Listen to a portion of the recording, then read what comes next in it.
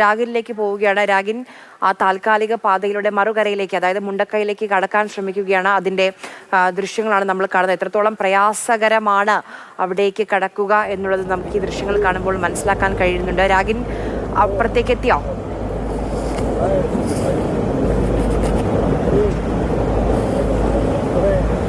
എത്താൻ കഴിഞ്ഞിട്ടില്ല. എത്താൻ വേണ്ടിയിട്ടുള്ള ശ്രമം നടത്തിക്കൊണ്ടിരിക്കുകയാണ്. ഇത് ഒരു താൽക്കാലികമായിട്ടുള്ള പാലമാണ്. മരവും മറ്റുമൊക്കെ നിർമ്മിച്ചിരിക്കുന്ന ഒരു ചെറിയ നടപ്പാലം പോലത്തെ പാലമാണ്. പക്ഷേ അത് ഇപ്പോൾ വിടുന്നതിനടക്കം ചില നിയന്ത്രണങ്ങളുണ്ട്. എന്നാലും ശ്രമിച്ചുകൊണ്ടിരിക്കുകയാണ്. അതായത് അങ്ങോട്ടും മുണ്ടക്കൈ ഭാഗത്തേക്ക് പോകാൻ കഴിയണമെങ്കിൽ അതിലൂടെ മാത്രമേ സാധിക്കുകയുള്ളൂ.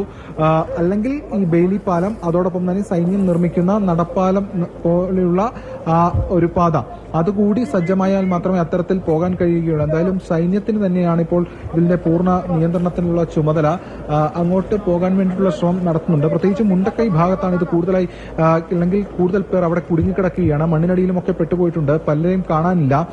അതിന്റെ ആധിയും വ്യാധിയും ഒക്കെ തന്നെ ബന്ധുക്കൾ ഉൾപ്പെടെയുള്ളവർ കഴിഞ്ഞ ദിവസം പറയുകയും ചെയ്തിരുന്നു. മാത്രമല്ല അവിടെ ഈ മേപ്പാടിയിലെ രജിസ്ട്രേഷൻ ആ ഒരു സ്ഥലത്ത് അവിടെ എത്തി അവർ കാര്യങ്ങൾ ബോധിപ്പിക്കുകയും ഒക്കെ ചെയ്തിരുന്നതാണ്. അവിടെ സ്ഥിരം ഓരോരുത്തരും എത്തിക്കൊണ്ടിരിക്കുകയാണ് തങ്ങളുടെ ഉറ്റവരെ തേടി, ബന്ധുക്കളെ തേടി. അങ്ങനെ ഒരു സ്ഥിതിവിശേഷം നിലനിൽക്കുകയാണ് ഇപ്പോൾ മുണ്ടക്കൈ ഭാഗത്ത് കൂടുതൽ കാര്യങ്ങൾ ചെയ്യാൻ വേണ്ടിയിട്ടുള്ള ശ്രമം. എന്തായാലും ഈ സൈന്യവും അതോടൊപ്പം തന്നെ മറ്റ് ഫോഴ്സുകൾ ഉൾപ്പെടെയുള്ളവർ ഇവിടേക്ക് എത്തിക്കൊണ്ടിരിക്കുന്നുണ്ട്. അവർക്ക് പ്രയോറിറ്റി കൊടുത്തുകൊണ്ട് അങ്ങോട്ട് കടത്തിവിടാൻ വേണ്ടിയിട്ടുള്ള ശ്രമമാണ് ഇപ്പോൾ സുരക്ഷാ സേനയും മറ്റുമൊക്കെ നൽകിക്കൊണ്ടിരിക്കുന്നത്. ഇതോടൊപ്പം ഒരു 2 JCB ഇതിനോടകം, 2-3 JCB ഇതിനോടകം അപ്പുറത്തേക്ക് എത്തിച്ചിട്ടുണ്ട്.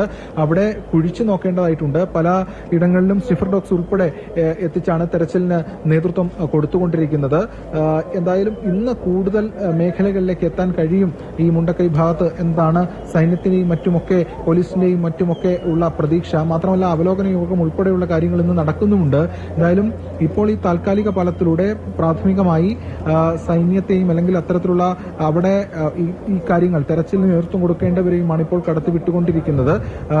നമ്മൾ കടത്തിവിടാമെന്ന് പറഞ്ഞിട്ടുണ്ട്. പക്ഷേ ഇപ്പോൾ ഈ ഒരു കുത്തൊഴുക്ക് ഭയങ്കരമാണ്. നമ്മൾ ദൃശ്യങ്ങളിൽ കാണുന്ന പോലെ വെള്ളത്തിന്റെ കുത്തൊഴുക്ക് ഭയങ്കരമാണ്. മാത്രമല്ല ഒരു മൂടിക്കെട്ടിയ അന്തരീക്ഷമാണ് ഇവിടെ നിലനിൽക്കുന്നത്. ശക്തമായിട്ടുള്ള കോടയുമുണ്ട്. അങ്ങനെ ഈ കാലാവസ്ഥ വലിയൊരു വെല്ലുവിളി തന്നെയാണ് ഈ ദൌത്യം മുന്നോട്ട് നീക്കുന്നതിൽ. എന്തായാലും അതൊക്കെ തരണം ചെയ്തുകൊണ്ടാണ് ഈ സുരക്ഷാ വിഭാഗങ്ങളും സൈന്യവും മറ്റ് കാര്യങ്ങളും ഒക്കെ തന്നെ പ്രവർത്തിക്കുന്നത്.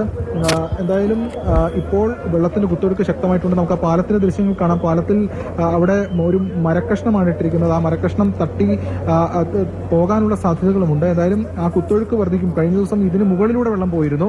അതുകൊണ്ട് ഒരു വളരെ കൃത്യമായിട്ടുള്ള നിയന്ത്രണത്തിലൂടെ മാത്രമാണ് ഇതിലൂടെ കടത്തിവിടുന്നത്. ഇപ്പോൾ പ്രാഥമിക ഘട്ടം എന്ന നിലയിൽ അവിടേക്ക് പോയി രക്ഷാപ്രവർത്തനവും മറ്റു കാര്യങ്ങളും ഒക്കെ നടത്തേണ്ട സൈന്യത്തെയാണ്, അല്ലെങ്കിൽ അത്തരത്തിലുള്ള ഫോഴ്സുകളിൽ ഉൾപ്പെട്ടവരെയാണ് ഇപ്പോൾ പ്രാഥമികമായി അങ്ങോട്ട് കടത്തിവിടുന്നത്. ശരി, നമുക്ക്